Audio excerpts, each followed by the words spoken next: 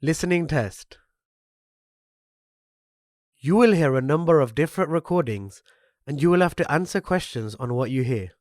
You will have time to read the instructions and questions and you will be given time to check your work. All the recordings will be played once only. The test is in 4 parts. Now turn to part 1. You will hear a conversation between a male clerk in a hire company and a woman customer. First, you have some time to look at questions 1 to 5.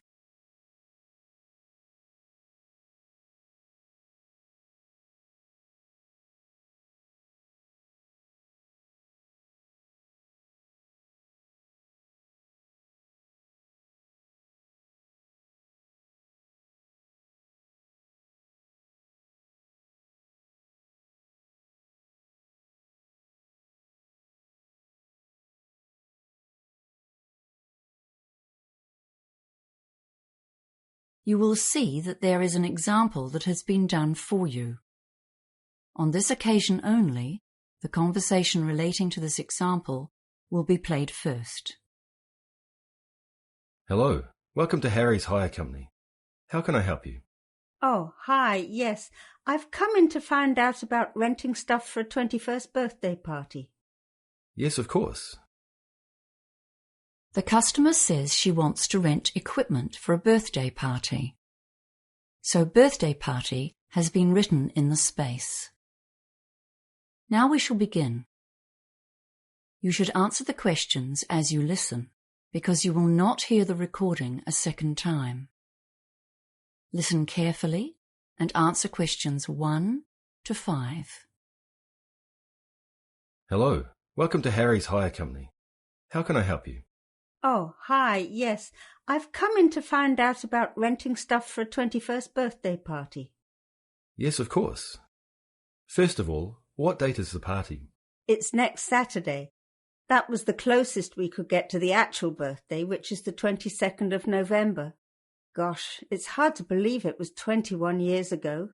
Seems like yesterday. So the 18th of November? No, sorry. I meant the following Saturday, the 25th. Okay, we have just about everything here. Tableware, marquees, you name it, we rent it.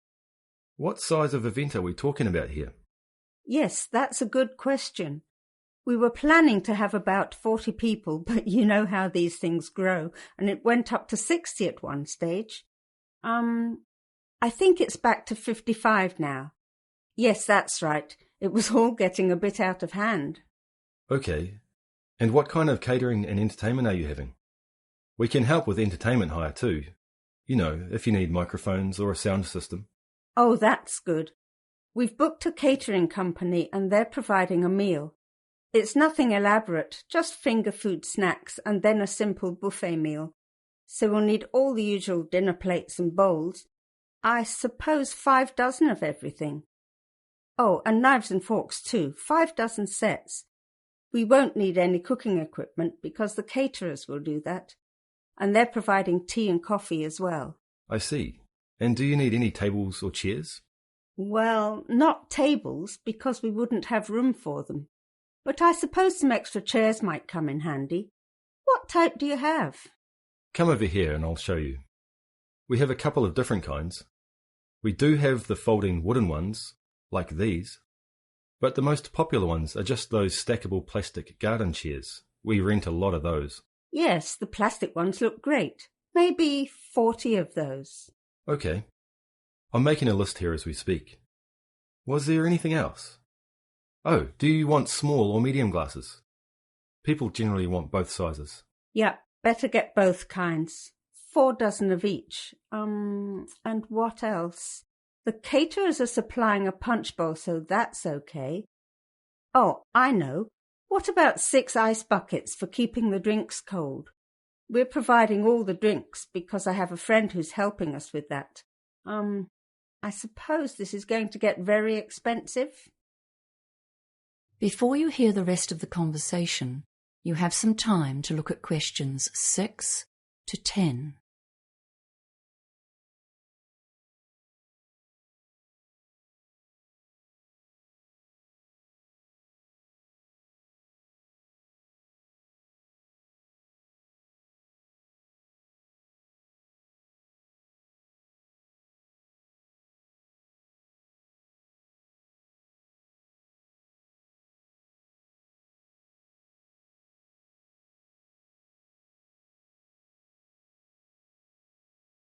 Now listen and answer questions 6 to 10. Well, let's talk about our packages and rental deals. Firstly, what day do you want to collect the equipment? Oh, I'm not sure. Does that make a difference to the price? Well, the weekend package deal is to pick up after 5 p.m. on Friday and drop off before 10 a.m. on Monday. That will be $1,600 plus tax. If you want to save a bit of money, you can collect the equipment on the day of the party before 5 p.m. and drop off on the Monday before 10 a.m. and that will be $1,350 plus tax. That's called the same day package. Your party numbers come between our small and medium price packages, I'm afraid. So in fact, you could rent a few extra of everything for the same price. I see. Well, we're not inviting more guests. I think we have quite enough already. Are there any other hidden charges with those packages? No, not really. But if you want us to drop off and pick up at your house, there is an extra home delivery charge of $50, provided you live within 10 kilometres of here. Oh, and if you want to take out breakage insurance, that's a $60 flat fee. Otherwise, you pay for every item you break at the replacement cost. Wow, so how much is that then? I bet that soon adds up. Well, yes, it does a bit. Let's see. Tableware is $3.55 a piece, small glasses are $3.50, and medium glasses are $4.40. Oh, and if you break a chair, they're expensive, $15 each. And you'll be surprised what happens when the party gets going. Yes, insurance sounds like a good idea. And I think I'll take the weekend package deal, thanks. It's much more convenient, isn't it? And not much more expensive. Okay, so let's take a few details then. Your name? Oh, it's Susan Millins. Is that Miller? No, it's Millins. Right. And your address, please? 28B Sandstone Close, Martinsborough. And just to confirm the order, the medium-sized party weekend package with breakage insurance. And did you want to collect this yourself? Yes, thank you. I do live within 10 Ks, but I don't want to pay any extra charges. I'll get my son to help me. Okay. We'll need an emergency contact number, just in case anything goes wrong. Oh, and credit card details, of course. Oh, yes, of course. The phone number is 084 398 7695. Okay, thank you. And now the credit card. That is the end of section 1. You now have half a minute to check your answers.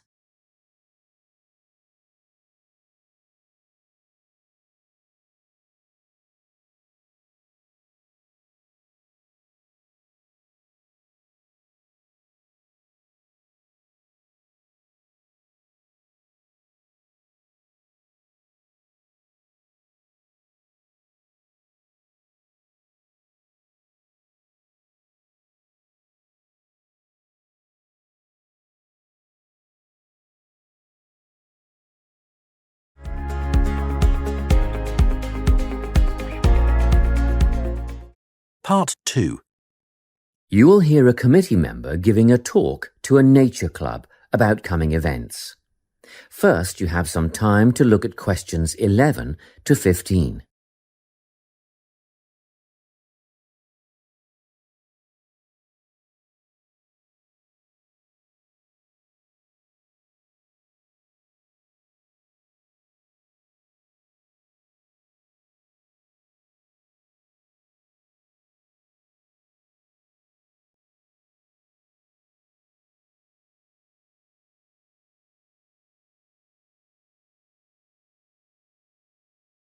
Listen carefully and answer questions 11 to 15. Hi everyone, it's good to see such a big turnout at our Nature Club session for June. Just before we start this evening's workshop, I'd like to draw your attention to what we have in store for you in the second half of the year. First of all, the guided bushwalk. This is always a favourite. Starting out on the Springvale Plateau and continuing down into a section of the State Conservation Area. Last year, we invited children aged 8 and over if they came with a parent, but the track has been washed out in a few places since then, and it can be quite rough. So, this year we considered restricting it to adults only. However, on reconsideration, the committee has now decided to recommend it for all bushwalkers who are over the age of 12.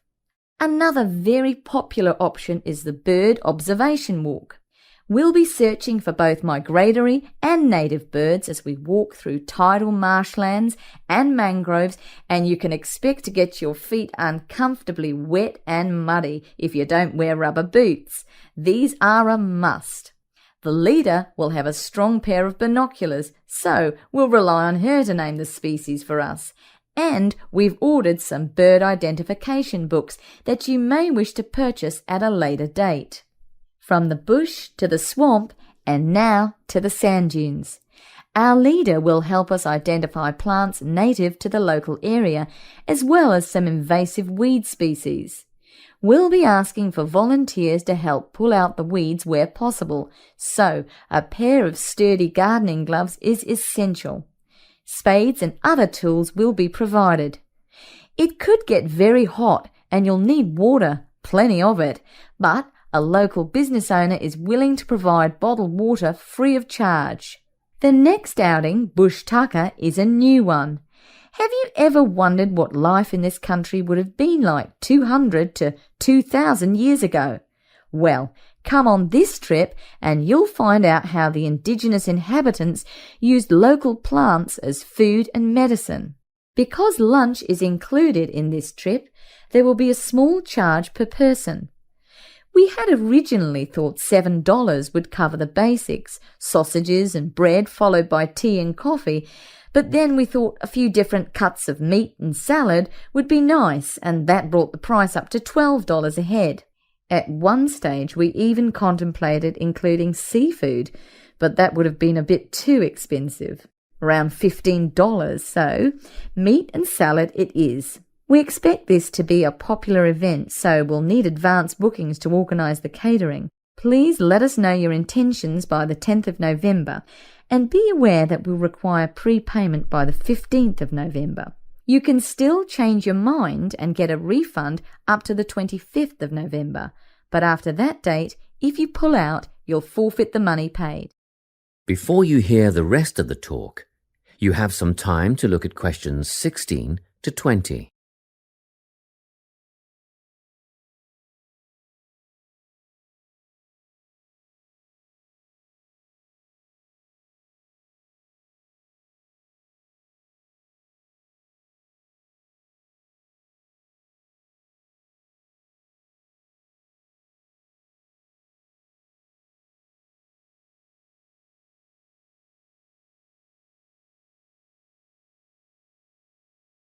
Now listen and answer questions 16 to 20.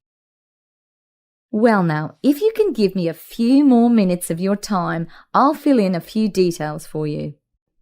The bushwalk, led by Glenn Ford, is first up in July, on the 2nd of the month.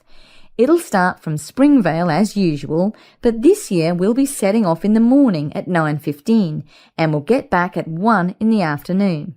The birdwatching expedition is on the 10th of September at Camford, and the leader is the president of the Nature Club, our very own Joy Black. If you have any questions at all about bird life, Joy is the person to ask. This is a twilight outing from 4:30 to 6:30. Next up is the trip to the sand dunes on the 26th of November with Rex Rose. A bit of an early start, especially for those of you with a fair way to travel, but we'll meet at the observation hut at 8:30. That's the observation hut, 8:30 till 10:30. And even at that time of the morning, it'll be very hot, so come prepared. The last trip on the program is the Bush Tucker excursion on the 3rd of December with Ranger Jim Kerr. This will be at Carson Hills, and the presentation and demonstration will take place from 10 a.m. till 11:30, but be prepared to stay on for the barbecue and Bush Tucker lunch at 12 o'clock. I expect we'll wind up at 2, and you can head for home at that time. Well, that's all I have to tell you. A booklet will be mailed out to you later with those events, dates and times, but don't wait, put them on your calendar now. That is the end of section 2. You now have half a minute to check your answers.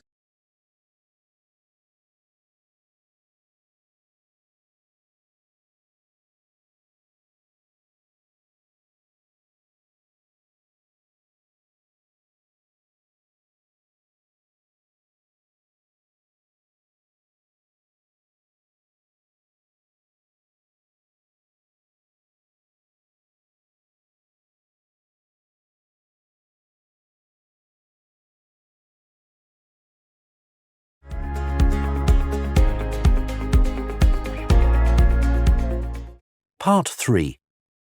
You will hear a conversation between a science tutor and 2 first-year students who are being given some practical tips for conducting experiments.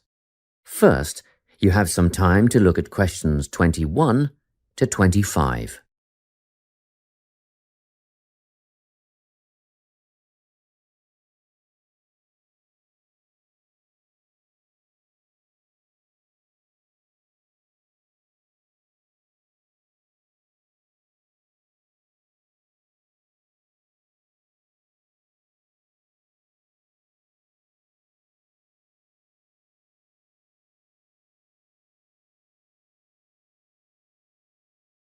Listen carefully and answer questions 21 to 25. Now, Vincent and Tessa, I've asked the 2 of you to come and see me because I'm a bit concerned after that incident in the science lab last week. I realise that neither of you have had much experience in a laboratory before. Well, we mostly just studied theory at high school. And we rarely got the opportunity to carry out any experiments. Fair enough, but we must all abide by certain safety procedures. The last thing we want is for one of our students to get hurt. We understand that. Our priority is to make sure that the chemistry laboratory is a safe place, and actually, accidents can easily be prevented if you just think about what you're doing at all times. It sounds simple enough. It is if you always use good judgment, observe safety rules, and follow directions. We've read the rules on the poster inside the lab. And yet last week you were seen working in the lab without eye protection. What do you mean? I was wearing my glasses. Prescription glasses are not safety glasses. You must always wear the goggles provided. You'll find they fit quite comfortably over your ordinary glasses. Oh, I see. Just make a habit of putting them on before you start and keep them on until you are finished. And another thing, never eat or drink while in the laboratory. What? Not even water? Not even water. At least not until after clean-up. Then be sure to wash your hands thoroughly with soap and hot water and dry them on a clean towel first. And Tessa, your hair should be tied back when you're in the lab. It's not that long. Still, it poses a hazard when you're working with chemicals or a naked flame. If you can't tie it back or pin it up, see if you can tuck it into a cap or something. Yes, I can do that. Thank you. Now, Vincent, last week you wore a t-shirt and trainers in the lab. The rules clearly state that long-sleeved shirts and leather shoes must be worn. Oh, yes, I remember. I was late getting back from sports practice and I didn't have time to change. Well, it mustn't happen again. Okay, I'll see that it doesn't. Good. As for the rest of the safety precautions, refer to the safety poster inside the lab and you shouldn't have any problems. Before you hear the rest of the conversation, you have some time to look at questions 26 to 30.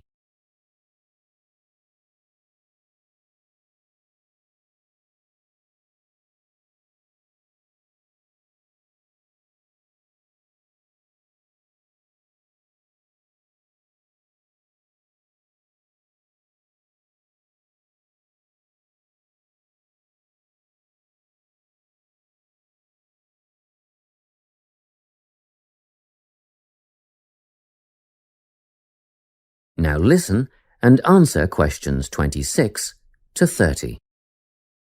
Now, before you go, a word about record keeping. Oh, good. I was going to ask you about that. What's the best way to keep track of what we're doing in the lab? Well, obviously all your observations should be written down. I know you think you won't forget stuff and you'll be able to recall it later, but generally this turns out not to be the case. Written data, however, are a permanent record, and you must be thorough. Organise and record everything in a bound notebook. I use a spiral notebook. And I use a large notepad. That won't do. A book with binding ensures the pages are not easily removed or lost. Oh, and be sure to write your entries in complete sentences. Isn't that a waste of time? Surely notes are good enough. You might think so, but brief notes can be hard to decipher at a later date, whereas with full sentences you are less likely to misinterpret data.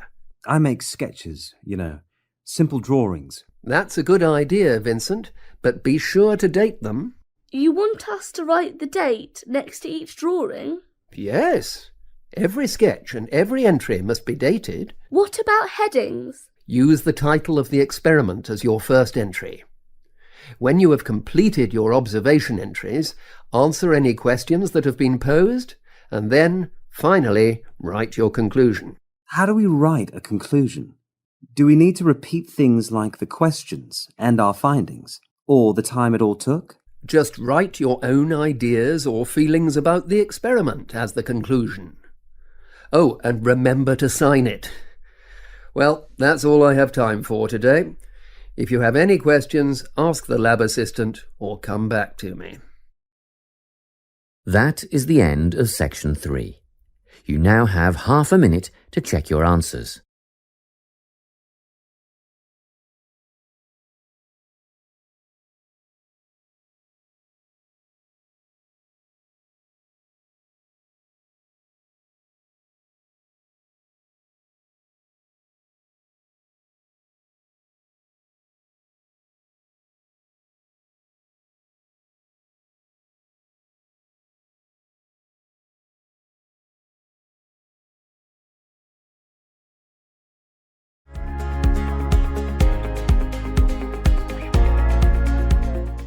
Part 4. You will hear a talk on the importance of soil in organic agriculture. First, you have some time to look at questions 31 to 40.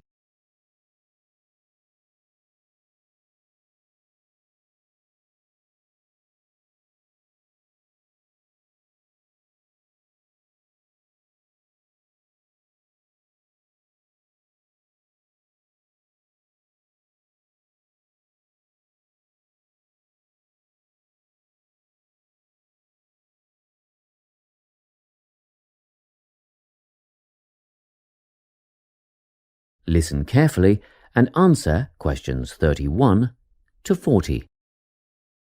Welcome to this talk on soil science and organic farming. Dirt, soil, earth, loam, mud or dust, it doesn't matter what you call it, is of primary importance in the production of food and other crops. Most people think of it just as a substrate or medium in which plants grow, but it's more than that. It's actually a living entity. Or it should be if it's healthy, and human health is affected by the health of the soil. Healthy, living soil is literally crawling with life. There are the obvious earthworms, which burrow in the soil and help to aerate and improve it, beetles and other hard-backed insects, and various invertebrates like centipedes. Then there are fungi and bacteria, also living forms. Healthy soil needs food, air, and water to help plants grow. And the more nutrients in plants, the more available for humans and livestock. It stands to reason, therefore, that plants grown in poor soil will have few nutrients to pass on to the consumer, whose well-being will be worse off over the long term. So, where do plants get their nourishment? Most of it comes from the soil. Some nutrients are made up of minerals from the earth, while others come from dead plant and animal matter, which is broken down over time by the living insects and other organisms in the soil. Plants depend on these little living creatures to convert minerals and other vital elements into a utilizable form that can be taken up by the plants. And it's a synergistic relationship. In turn, the plants assist those helpful organisms by releasing sugars and enzymes back into the soil. Before I go any further, let's take a look at the structure of soil. Now, if you look at the diagram, you will see that soil is made up of many different layers. Let's start at the bottom. This is the bedrock under all the other layers. The layer above that is called regolith. Here, the bedrock is slightly broken up, but plant roots don't penetrate this layer. Moving up the chart to the next layer, we come to the subsoil, which contains clay and mineral deposits. On top of that is the alluviation or leaching layer. This is quite light in colour and is mostly just sand and silt. As we get near the surface, we find the topsoil. You will hear a lot of talk about topsoil amongst farmers and other agriculturalists. It's the most important layer of all because it's where seeds germinate and roots grow. Now, at the top of the chart, you will see a comparatively thin layer. This is organic matter that is still in the process of decomposition. It mostly consists of leaf litter and humus. Just think of the surface of the forest floor, partly decayed leaves and twigs, that sort of thing. As you can imagine, good soil forms very slowly over time, but it can be lost very rapidly through erosion. And, in addition, soil quality can be affected by pollution due to anything from industrial waste to the artificial fertilizers used by conventional farmers, which have been shown to suppress the diverse life forms in the soil. This is why organic agriculture is the way of the future. Let's take a quick look at the conventional system, which is often based on monoculture, the production of a single large crop. It relies on chemicals for fertilizer and pest control. It is also becoming an increasingly common practice to use genetically engineered seeds. And more chemicals are used to control insects and fungi, which attack crops in storage and during transportation.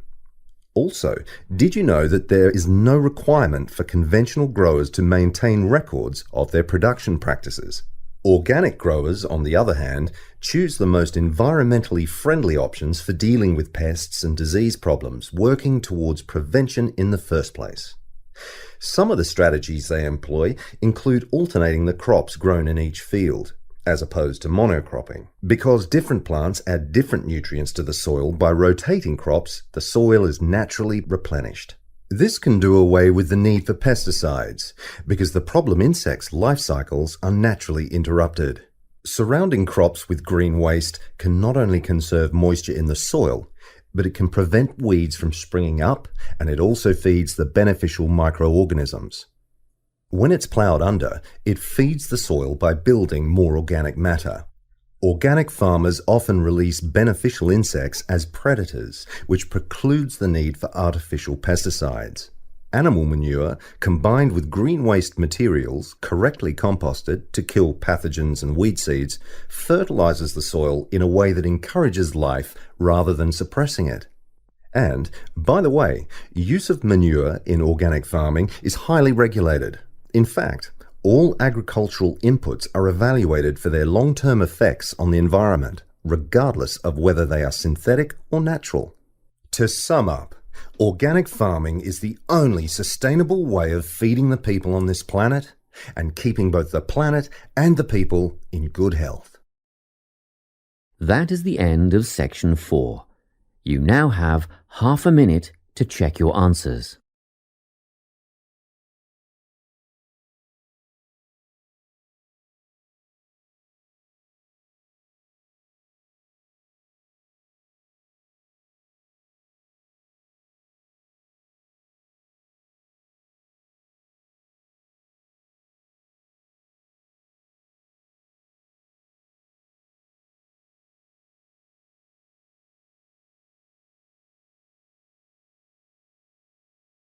That is the end of the listening test.